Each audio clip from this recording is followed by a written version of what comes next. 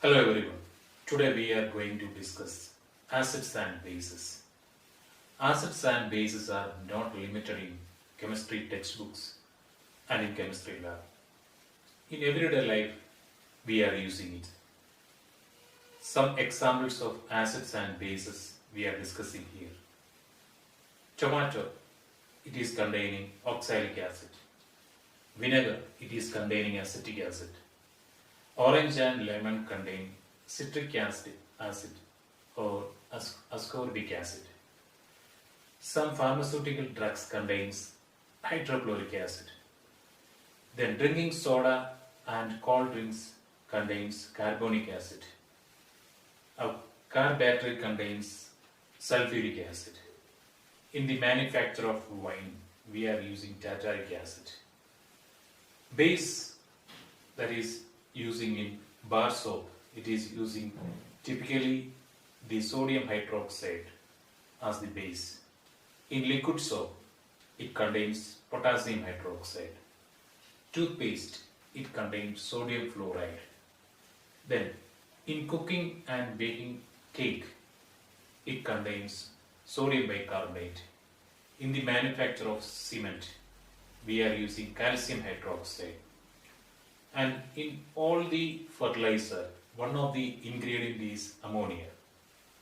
So these are the common acids and bases we are using in daily life.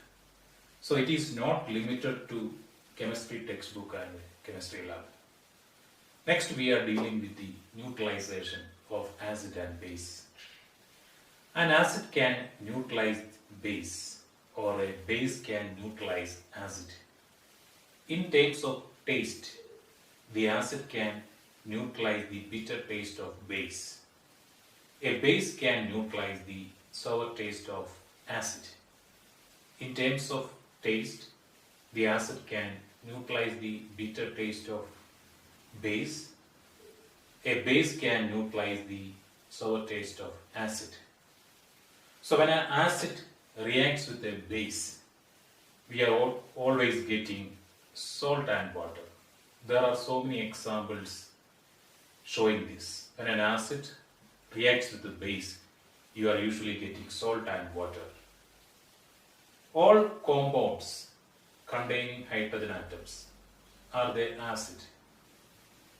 Is the statement is true or false? It is false. For example, H2O. H2O contains hydrogen. It is neither an acid nor a base.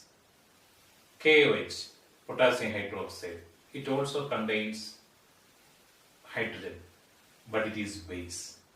So how can you define an acid and base? Here we are discussing two theories. How can you define acid and base? First one is Arrhenius theory of acid and base. According to Arrhenius theory, an acid is a substance that can give H plus ions in a solution. Finally, H plus reacts with H2O, giving H3O plus ion, that is the hydronium ion. So according to Arrhenius theory, an acid is a substance that can release H plus ions in a solution.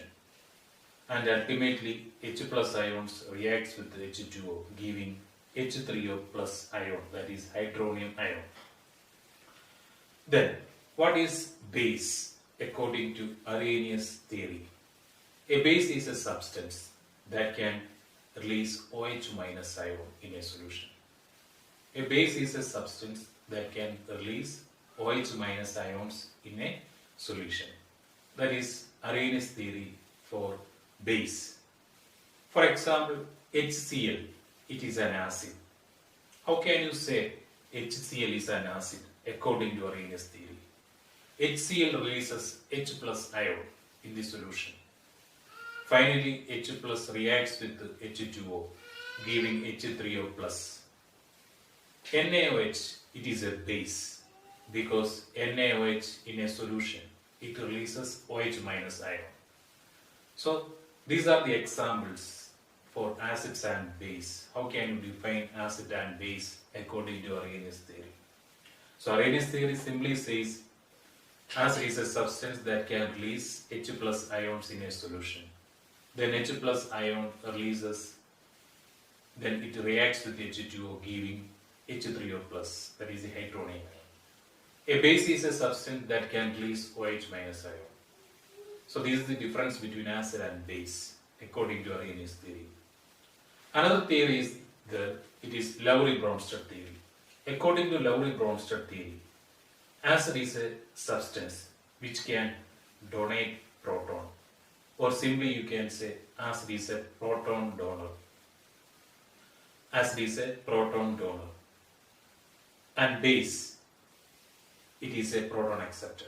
So according to lowry-bronsted theory, acid is a proton donor and base is a proton acceptor. Lowry-bronsted theory of acids and bases you can explain by the example.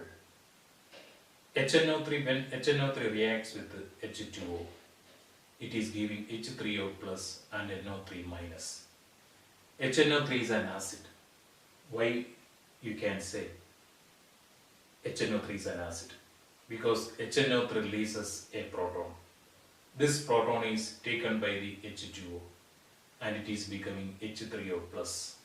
So H2O is a base and HNO3 is an acid. HNO3 releases H plus and it's an acid. And H2O is a base because H2O taking that proton and it is becoming H3O plus.